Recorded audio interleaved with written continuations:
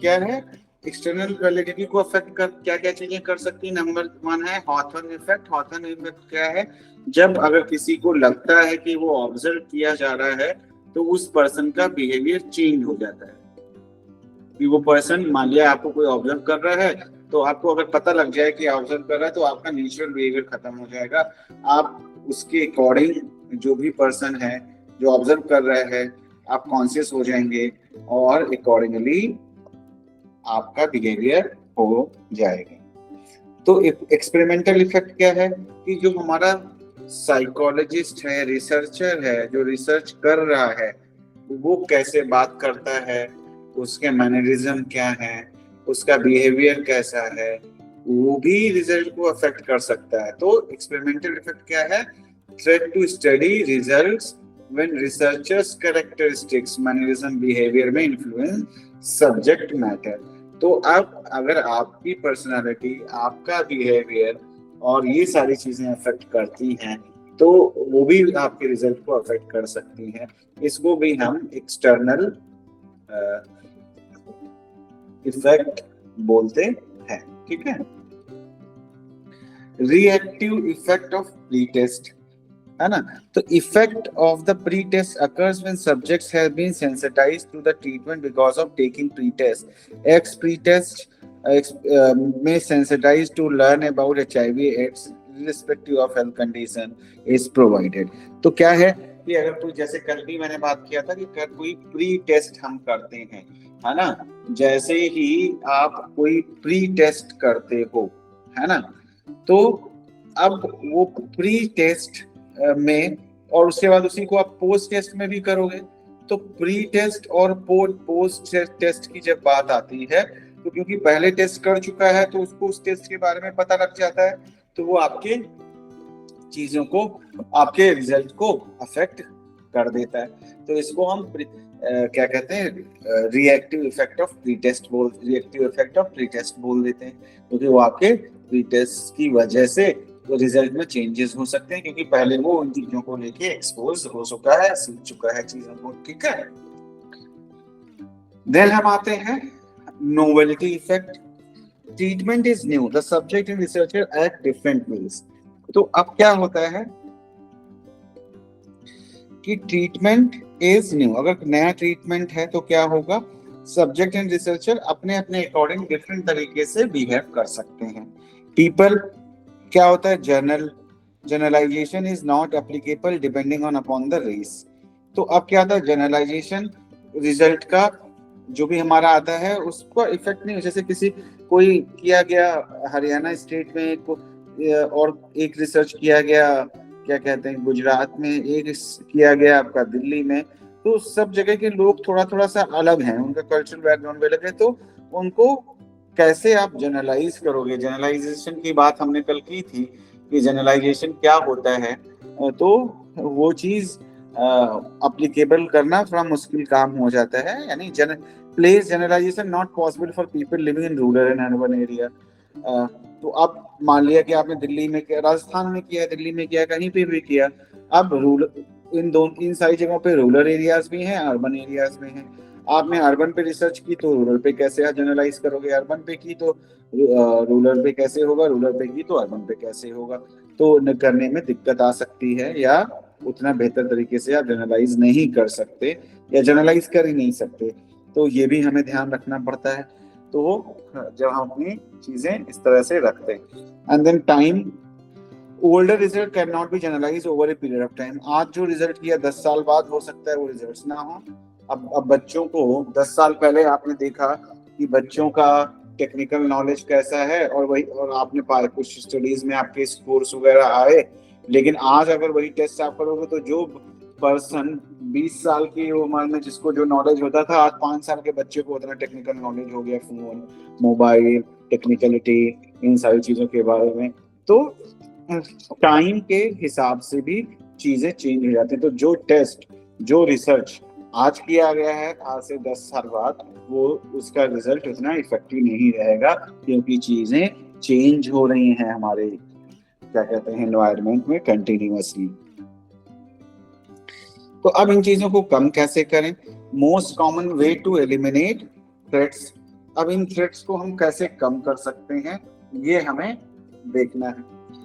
सबसे पहली चीज क्या है? Experimental control. Experimental control attempts to predict event that will occur in the experimental setting by neutralizing the effect of the other factor। तो कितना आप कंट्रोल कर सकते हैं? एक्सपेरिमेंटल कंट्रोल कैसे करोगे? कैसे कंट्रोल करते हैं? मैंने पहले भी बात किया था।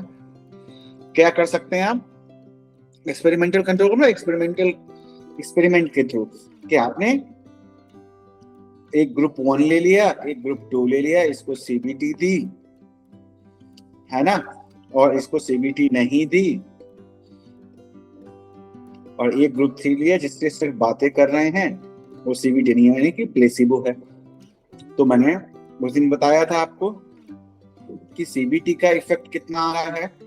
मान लिया 10 आ रहा है, ऐसे एग्जांपल के तौर पे।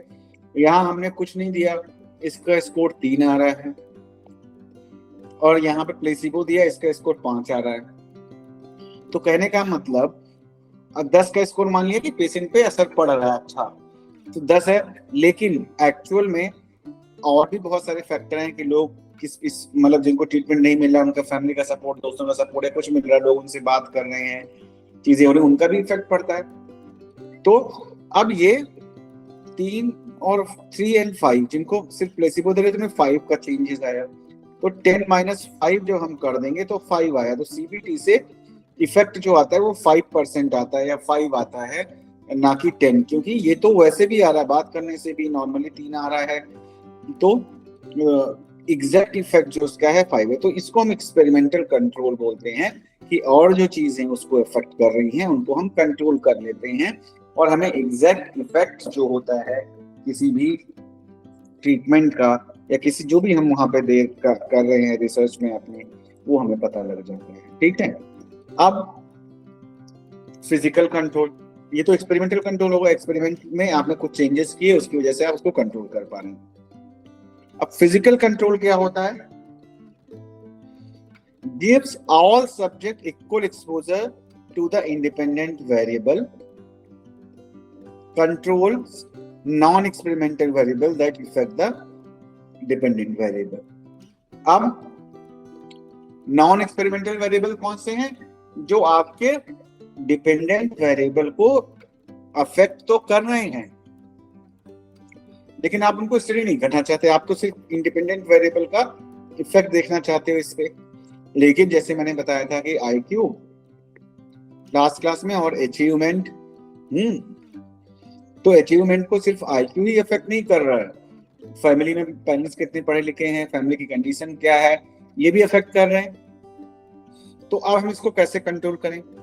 क्योंकि फिर तो रियल इफेक्ट ऑफ आईक्यू हमें दिखेगा नहीं यहाँ पे, है ना। तो अब हम इसको कैसे करें? उसके लिए हम फिजिकल कंट्रोल की बात करते हैं। क्या बात करते हैं फिजिकल कंट्रोल का? Give all subject equal exposure to the independent variable, control non experimental variables that effect the dependent variable. तो अब हम जो आई थिंक गर्व थे उस दिन उन्होंने बताया था कि हम लेते हैं मतलब इंक्लूजन और एक्सक्लूजन क्राइटेरिया। तो हम एक्सक्लूजन क्राइटेरिया हमने बना दिया कि कौन से लोगों को हम नहीं लेंगे और कौन से, इंक्लूजन मतलब कौन से लोगों को हम लेंगे अपने ग्रुप में। एक्सक्लूजन में जैसे डाल दिया जो सिंगल पेरेंट्स हैं उनके बच्चों को हम नहीं लेंगे, उनके ये, क्योंकि भाई सिंगल पेरेंट्स हैं तो इसका मतलब है कि कुछ ना कुछ तो इमोशनल डिस्टर्बेंस हो रही हैं, तो उन बच्चों को नहीं लेंगे तो वो अफेक्ट कर सकता है। ठीक, तो और दूसरा ले लिया, अगर किसी घर में किसी को या बच्चे को कोई मेडिकल या साइकेट्रिक प्रॉब्लम है तो उनको हम नहीं ले सकते। तो इससे क्या किया हमने, फिजिकली अपने जो हमारे जो एक्सट्रेन्युअस चीजें हैं उनको जो अफेक्ट कर सकती हैं उनको हमने क्या किया, उनको हमने कंट्रोल कर लिया। ठीक, सेलेक्टिव कंट्रोल की बात करते हैं। इनडायरेक्टली मैनिपुलेट बाय सेलेक्टिंग और out variable that can not be controlled. तो इनडायरेक्टली मैनिपुलेट बाय सेलेक्टिंग इन और out variables that can not be controlled. तो अब ऐसे वेरिएबल जिनको कंट्रोल नहीं किया जा सकता है उनको हम सेलेक्ट कर लेते हैं या उनको हम निकाल देते हैं, मतलब सेलेक्टिव हो जाते हैं कि किसके इफेक्ट को हमें लेना है, किसके नहीं लेना। Statistical control conduct of physical selective manipulation में भी कंट्रोल बाय स्टैटिस्टिकल टेक्निक।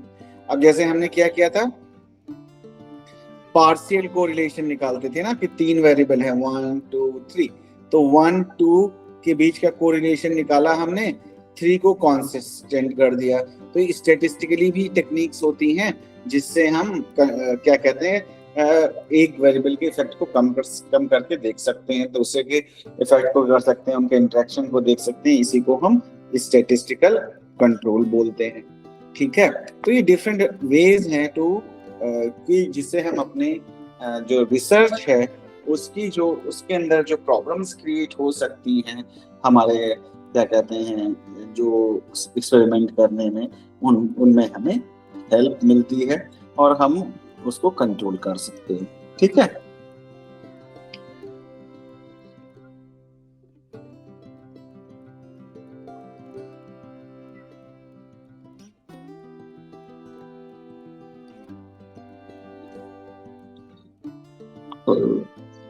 तो अब हम आते हैं नेक्स्ट पे,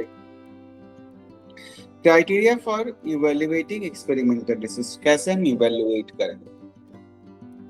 तो पहली चीज, क्या जो इंटरवेंशन हम दे रहे हैं या जो भी हम ट्रीटमेंट दे रहे हैं, क्या वो पावरफुल है ना? Does the experimental have a powerful intervention? Does it employ few treatment groups only two? क्या सिर्फ एक या दो ही ग्रुप्स हैं हमारे पास? Will participant profit from the intervention? क्या पार्टिसिपेंट्स जो हैं वो जो भी इंटरवेंशन हम देंगे उससे बेनिफिट होगा? Is there a systematic way the researcher derive the number of participant per group? तो क्या जो रिसर्चर है उसने एक सिस्टमैटिक तरीके से लोगों को या ग्रुप्स को, सैंपल को चूज किया है कि नहीं किया है?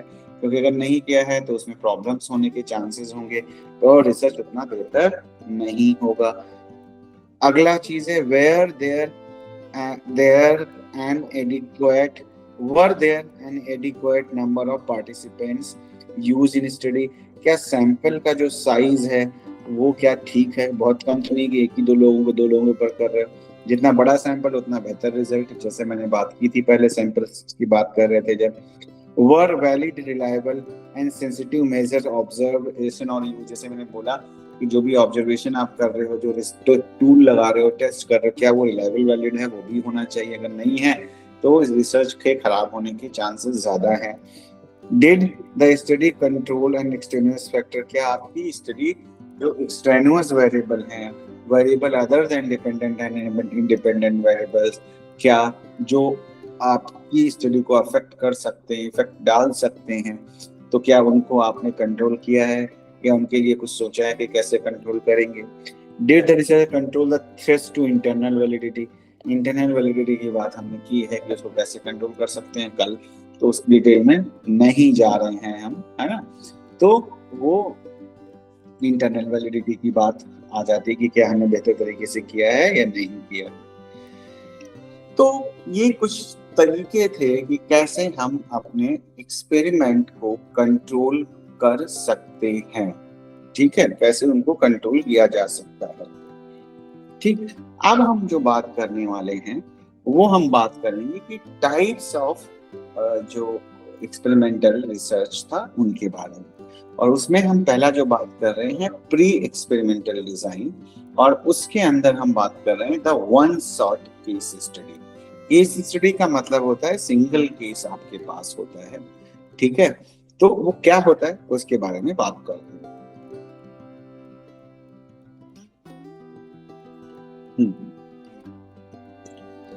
तो one shot case study is a single measure is recorded after the treatment is administered. ठीक है, and study lacks any comparison of control or extraneous influence. To remedy this design, a comparison would made with another group and diagrammed as X. ठीक है, जैसे नीचे example दिया हुआ है। तो इसमें है क्या कि एक ही ग्रुप है, one shot case study, a single measure is recorded after the treatment is administered. Study lacks यानी कि आपने किसी पर्सन को लिया, पर्सन सपोज वो ए है, और उसका आपने एक टेस्ट कर लिया, आपने कुछ ट्रीटमेंट दिया, टेस्ट कर लिया, वो रिजल्ट आपके पास आ गए, आपने देख लिया वो रिजल्ट कैसे आ रहे हैं। जैसे मान लिया डिप्रेशन को लिया आपने, उनके ऊपर आपने बीडीआई कर लिया, जिसको हम बोलते हैं बैक डिप्रेशन इन्वेंटरी, है ना, और स्कोर आ गया, और इसमें आया कि माइल्ड टू मॉडरेट लेवल का स्कोर आया कि डिप्रेशन हो सकता है। सिर्फ एक ही मेजर है, और आपने बता दिया कि यहाँ पे जो जो पर्सन हमने लिया है वो क्या है, वो उसको माइल्ड टू मॉडरेट लेवल का डिप्रेशन है। ठीक, जैसे यूजुअली हम क्लिनिकल सेटिंग में भी हम ऐसा ही करते हैं कि हम असेस कर लेते हैं, खाली कितना स्कोर आया बता देते हैं, कोई कंपैरिजन या ऐसा कुछ तो होता नहीं है, तो उसको हम वन शॉट केस स्टडी बोलते हैं।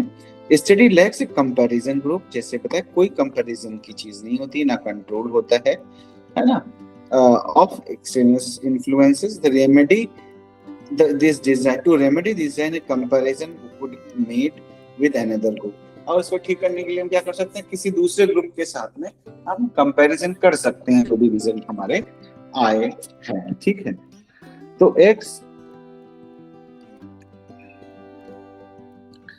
तो अब क्या हुआ, अब न्यू टेक्स्ट बुक है, एंड वो क्या है, attitude scale to measure interest. आपने न्यू टेक्स्ट लिया, इसको लेके लोगों का क्या है, ये इंडिपेंडेंट वेरिएबल हो गया कि नई टेक्स्ट बुक को लेके लोगों का ओपिनियन क्या है। इससे पहले तो आपने कोई स्टडी की नहीं, आपने या तो ऐसे कर सकते, प्री पोस्ट भी कर सकते थे कि बुक पढ़, मान लिया कुछ लोग हैं, ग्रुप है एक, उसका ओपिनियन हमने ले लिया कि ये नया, जैसे न्यू एजुकेशन पॉलिसी आजकल हमारे यहाँ आई हुई है, तो हमने उस पर व्यू ले लिया कि भाई न्यू एजुकेशन पॉलिसी क्या है, क्यों, उन्होंने पढ़ा नहीं, उसके बारे में जानते नहीं, उन्होंने पूछा न्यू एजुकेशन पॉलिसी के बारे में जो आपने सुना है, तो आपका क्या राय है उसके बारे में, हम एटीट्यूड उनका हमने नोटिस कर लिया। देन हम उनसे हमने बोला कि, या उनको हमने एजुकेट किया कि न्यू एजुकेशन पॉलिसी क्या है, उसमें क्या स्टेप्स हैं, कैसे कैसे है, सब कुछ उनको समझाया, और उसके बाद फिर से हमने उनका एटीट्यूड चेंज किया, एटीट्यूड मेजर किया, तो हमने तब ये प्री एंड पोस्ट हो गया कि हमने देखा कि क्या पूरा समझने के बाद में उनके व्यू में कुछ चेंजेस आए या वैसे ही। ठीक है, अब आता है one group pre test and post test. अब जैसे यहाँ पे सिर्फ पोस्ट टेस्ट हो रहा था, बाद में हम टेस्ट कर रहे हैं, इसको हम बोलते हैं। दूसरा आता है one group pre test and post test, मतलब जैसे मैंने अभी बताया, प्री टेस्ट कर लिया, न्यू एजुकेशन पॉलिसी के बारे में राय ले ली, फिर न्यू एजुकेशन पॉलिसी के बारे में उनको एजुकेट किया, और फिर उनका असेस कर लिया, तो प्री में स्कोर आ गया, पोस्ट में स्कोर आ गया, इसको प्री पोस्ट बोल देंगे। तो सेम चीज है, ये ट्रीटमेंट दिया, ट्रीटमेंट का मतलब उनको एजुकेट किया, ये प्री टेस्ट लिया, ये पोस्ट टेस्ट हमने कर दिया। ठीक, तो ये दोनों डिपेंडेंट है, ये डिपेंडेंट वेरिएबल इंडिपेंडेंट है। अब इन दोनों को कंपैरिजन कर लिया, क्या इसका कुछ इफेक्ट इस पे आया है कि नहीं आया। तो subject are measured before and after the treatment administered, uncontrolled for threats to internal existence. To remedy this design a comparison group could be added and diagrammed as, कि यहाँ पे हम ऐड कर सकते हैं, और कि किस तरीके से हम प्री एंड पोस्ट असेसमेंट कर लेते हैं। ये बात मैंने पहले भी बताई हुई है कि प्री पोस्ट असेसमेंट क्या होता है, pre test and post test. कोई क्वेश्चन है तो आप पूछ सकते हो मेरे से।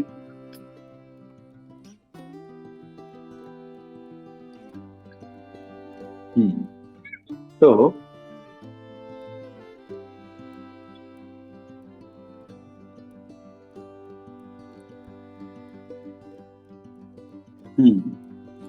तो स्टैटिक ग्रुप कंपैरिजन, अगला क्या है, static group comparison design use to existing और intact groups, experimental group and control group. ये भी मैं बता चुका हूँ कि एक एक्सपेरिमेंटल ग्रुप है और एक कंट्रोल ग्रुप है। कंट्रोल ग्रुप वाले को हम कोई ट्रीटमेंट नहीं दे रहे हैं, एक्सपेरिमेंटल ग्रुप को हम सीवीटी दे रहे हैं, जैसे हमने पहले वाले एग्जांपल में चेक किया था। इसका स्कोर आ गया, इसका स्कोर आ गया, हमने दोनों को कंपैरिजन कर लिया। तो X1 new text book, X2 regular text book, यानी एक ग्रुप है जिसको रेगुलर टेक्स्ट बुक है, इसको नई बुक्स दी जा रही हैं, इसका एटीट्यूड क्या है, इसका एटीट्यूड क्या है, ये हमने मेजर कर लिया, दोनों को कंपेयर। तो ये आपका रेगुलर टेक्स्ट बुक वाला क्या हो गया, कंट्रोल ग्रुप, ये आपका हो गया एक्सपेरिमेंटल ग्रुप। तो इस तरह से दो ग्रुप ऐड कर देते हैं, तो इसको हम स्टैटिक ग्रुप कंपैरिजन डिजाइन बोलते हैं। तो इसमें एक कंट्रोल और एक एक्सपेरिमेंटल ग्रुप होता है। Static group, pre test and post test design. अब देखो ग्रुप भी है, pre test and post test भी है। तो pre test given in both the groups. अब आपने एक्सपेरिमेंटल ग्रुप ले लिया, एक कंट्रोल ग्रुप ले लिया, इसको आप सीबीटी दे रहे हैं, इसको सीबीटी नहीं दे रहे हैं। तो सीबीटी देने से पहले आपने टेस्ट कर लिया, सीबीटी देने के बाद में आपने टेस्ट कर लिया, स्कोर ले लिए। इसका भी आपने एक टाइम पीरियड के बाद, उतने ही टाइम पीरियड के बाद कर लिया, उससे पहले आपने किया था। तो आपका इसके दोनों के रिजल्ट हैं, तो 4 रिजल्ट आपके पास आ गए। तो फायदा क्या होगा कि बिना कुछ दिए क्या दोनों में कोई डिफरेंस है, और ट्रीटमेंट देने के बाद में मिला के दोनों में कोई डिफरेंस आया है कि नहीं आया है, तो ये हमें पता लग जाता है। तो pre test is given in both groups, gain और change equal to pre test score and post test score. तो अब better control of subject characteristic and treat, pre test raises the possibility of testing threat. तो अब क्या होता है कि testing threat क्या होती है कि भाई टेस्ट के बारे में उसको जानकारी हो गई, तो दोबारा से जब आप टेस्ट करेंगे तो ज्यादा अच्छा परफॉर्म करने के चांसेस हैं, तो वो एरर बढ़ जाती है। लेकिन फायदा क्या होता है, फायदा ये होता है कि ये एक्सपेरिमेंटल ग्रुप है, ये आपका कंट्रोल ग्रुप है। अब इस कंट्रोल ग्रुप में भी आपने पहले कर लिया और बाद में असेसमेंट कर लिया, इसमें भी पहले कर लिया, यानी प्री एंड पोस्ट में कर लिया। तो अब क्या हो गया, इनकी इंडिविजुअल कैरेक्टरिस्टिक की वजह से जो चेंजेस आ रहे होंगे वो माइनस हो जाएंगे, इसमें से कंट्रोल हो जाएंगे। लेकिन क्या होगा प्री टेस्ट पोस्ट कि टेस्ट के बारे में जानकारी आपके ग्रुप को मिल जाएगी, क्योंकि सेम टेस्ट आपको फिर से यूज करना है। तो वो एक हो सकता है कि उनको ज्यादा बेहतर तरीके से वो समझ लें उन चीजों को, तो उनके रिजल्ट उसकी वजह से बढ़ जाए। हमने कल भी बात की थी जब क्लास में थे हम। ठीक, तो प्री एक्सपेरिमेंटल डिजाइन क्या है, देखते हैं इसके फायदे और नुकसान क्या है। ये तो मैंने डिस्कस कर लिया कि सिंगल शॉट, कंट्रोल ग्रुप, है ना, ये सारी चीजें हमने डिस्कस की कि किस तरह से हम करते हैं प्री टेस्ट पोस्ट टेस्ट वगैरह। तो प्री एक्सपेरिमेंटल डिजाइन क्या है, वेरी सिंपल, बहुत ही सिंपली यूज होता है। Convenient to conduct in natural setting, natural setting में आप कर सकते हैं, यानी कोई लैब और उसकी जरूरत नहीं होती है। सुटेबल फॉर बिगनर्स, और नए लोगों को, हमारे जैसे लोगों को इजी होता है समझना और करना। डिसएडवांटेजेस क्या है, weak design to establish causal relationship between independent and dependent variable. तो क्या है, क्योंकि इन्फ्लुएंस करते हैं एक्सटेनियस वेरिएबल बहुत सारे, तो थोड़ा सा मुश्किल होता है प्रिडिक्ट करना कि ये इसकी वजह से हो रहा है या कोई और रीजंस तो नहीं है जो रिजल्ट्स आ रहे हैं उसके। Very little control over the research, control research के ऊपर बहुत ही कम कंट्रोल होता है। Higher threat to internal validity, internal validity compromise हो जाती है। अब इंटरनल वैलिडिटी क्या होती है उसके बारे में हम बाद में क्या ऑलरेडी हम बात कर चुके हैं कल की क्लास में। कैरेक्टरिस्टिक ऑफ क्वासी एक्सपेरिमेंटल, तो ये प्री एक्सपेरिमेंटल था अभी तक जो हमने किया। Now we are coming to the next one, that is quasi experimental. Quasi जो वर्ड होता है इसका मतलब होता है आधा, हाफ, है ना। क्वासी मतलब कि पूरा नहीं, हाफ। तो क्वासी एक्सपेरिमेंटल मतलब जो आधा एक्सपेरिमेंटल आप कह सकते हो, वो प्री एक्सपेरिमेंटल था, एक्सपेरिमेंट से पहले की बात आप कह सकते हो प्री, एंड ये आपका क्वासी एक्सपेरिमेंटल है। क्वासी एक्सपेरिमेंटल उनकी हाफ एक्सपेरिमेंटल है, हाफ एक्सपेरिमेंटल नहीं है। तो अब क्या होता है, मैनिपुलेशन ऑफ इंडिपेंडेंट वेरिएबल यहाँ पे हम कर सकते हैं, वहां पे हम नहीं कर रहे थे, वहां पे हम प्री पोस्ट देख रहे, मैनिपुलेट नहीं कर पा रहे थे पूरी तरीके से। तो क्योंकि क्या था कि आप सिर्फ मेजर कर रहे थे, कंपेयर कर रहे थे, आपने आईक्यू मेजर कर लिया, आपने अचीवमेंट मेजर कर लिया, दोनों के बीच में रिलेशनशिप कुछ है कि नहीं है वो देख लिया। लेकिन आप आईक्यू को मैनिपुलेट नहीं कर सकते, है ना। आप ये नहीं कर सकते कि आईक्यू को आप किसी को कम ज्यादा करके चेक करो, नहीं कर सकते। हाँ, कम ज्यादा आईक्यू के लोगों को आप ले सकते हो, वो एक अलग बात है, ठीक है।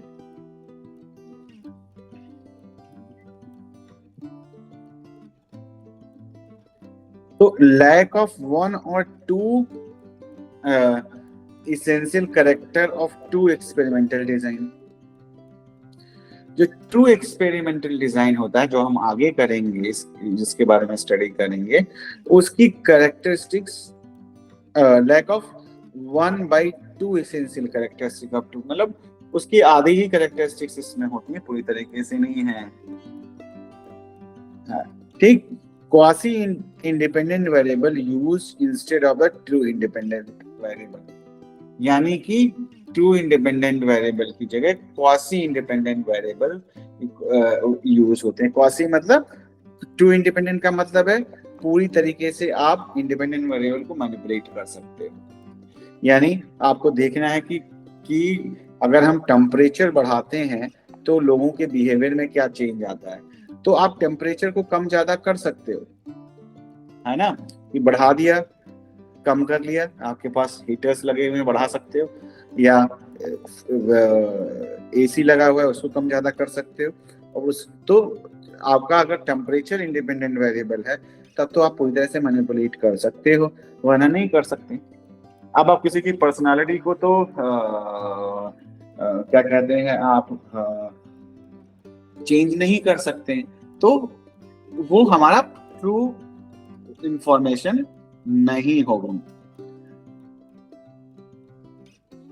ठीक है, तो वो ट्रू मतलब ट्रू इंफॉर्मेशन नहीं, ट्रू एक्सपेरिमेंट नहीं होगा।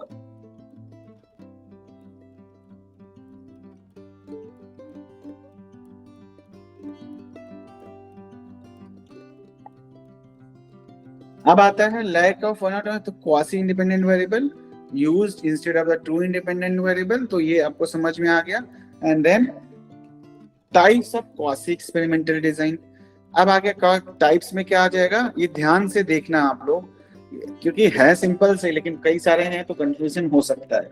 तो non equivalent non randomise control group, यानी कि ना तो वो दो ग्रुप्स हैं, जैसे ये ट्रीटमेंट है, ये एक ग्रुप है, एक ये एक ग्रुप है, ये एक ग्रुप है, एक ये ग्रुप है, तो ये दोनों ग्रुप नॉन रैंडमाइज्ड हैं।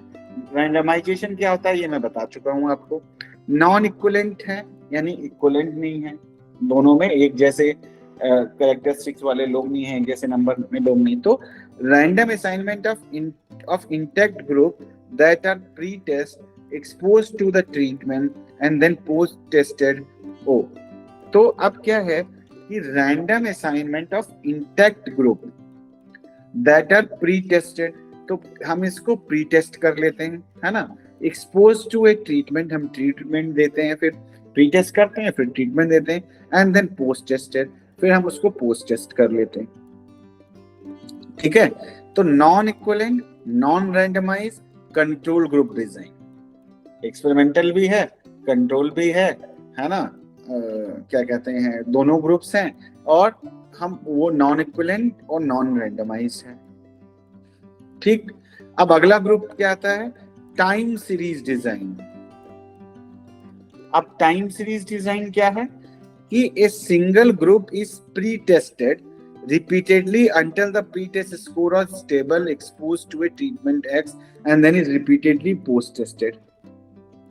अब क्या किया गया, टाइम सीरीज, जैसे नाम से पता है कि टाइम, आपको टाइम का फैक्टर आ गया इसके अंदर। तो टाइम सीरीज में क्या हो रहा है, इस सिंगल ग्रुप, एक ग्रुप है, इस प्री टेस्टेड, उसका हमने प्री टेस्ट किया, repeatedly until pre test score और स्टेबल, अंटिल जब तक वो स्कोर स्टेबल, मैंने एक बार किया तो मान लिया 10 स्कोर आया, दूसरी बार किया तो 8 आया, फिर 9 आया, फिर 10 आया, जो भी आया, तो जब तक वो एक फिक्स स्कोर आना शुरू नहीं हो जाता है तब तक हम उसको बार बार टेस्ट देते रहते हैं, जिससे कि क्या होता है कि हमें पता लगे कि भाई एग्जैक्ट में कितना उसका स्कोर है, मतलब एक stable score. Expose to a treatment, फिर हम उसको ट्रीटमेंट देते हैं, जो भी हम ट्रीटमेंट कहें या इंटरवेंशन दें, वो सारी चीजें आती हैं इसमें।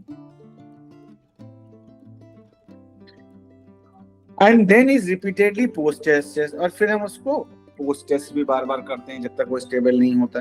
तो इसको हम टाइम सीरीज बोलते हैं, क्योंकि time and time and time and again हम इसको देते रहते हैं, है ना।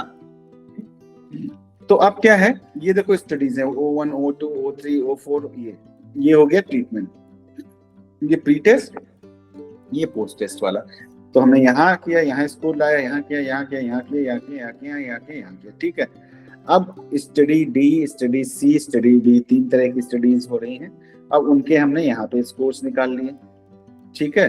यहाँ पे स्कोर्स हम लेने चले। अब देखो ये क्या हुआ कि यहाँ ऊपर नीचे स्कोर हो रहे थे, अब धीरे धीरे धीरे धीरे करके ये एक उसमें आ गए, है ना, तो स्टेबलाइज हो जाते हैं। तो जिससे क्या होता है कि भाई जो अदर फैक्टर्स होते हैं वो हमारे कंट्रोल हो जाते हैं, कहने का मतलब सिर्फ इतना है। तो इसको हम पॉज इसको हम बोलते हैं ए time series design. Characteristics of the true experimental design. अब हम बात करते हैं कि ट्रू एक्सपेरिमेंटल क्या होता है, एक्सपेरिमेंट क्या होता है। जहां पे इंडिपेंडेंट वेरिएबल का मैनिपुलेशन पॉसिबल हो, जैसे मैंने टेम्परेचर वाला एग्जांपल आपको दिया था। तो control of independent variable by researcher through treatment intervention, control the use of control group and extraneous variables on the dependent variable. पूरी तरीके से हम कंट्रोल कर सकते हैं इंडिपेंडेंट वेरिएबल अदर वेरिएबल्स को, एक्सटेन्यूअस वेरिएबल्स को। रैंडमाइजेशन प्रॉपर होता है, वो नॉन रैंडमाइज जैसे मैंने बोला था नॉन इक्विवेलेंट ग्रुप होते हैं, यहाँ तो प्रॉपर रैंडमाइजेशन होता है। ठीक, अब एडवांटेजेस एंड डिसएडवांटेजेस क्या हैं इसके, ये देख लेते हैं।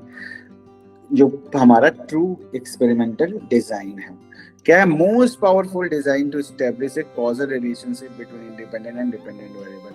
सबसे स्ट्रॉन्ग और पावरफुल मेथड है डिपेंडेंट इंडिपेंडेंट वेरिएबल के बीच में रिलेशनशिप को बताने के लिए। ठीक है,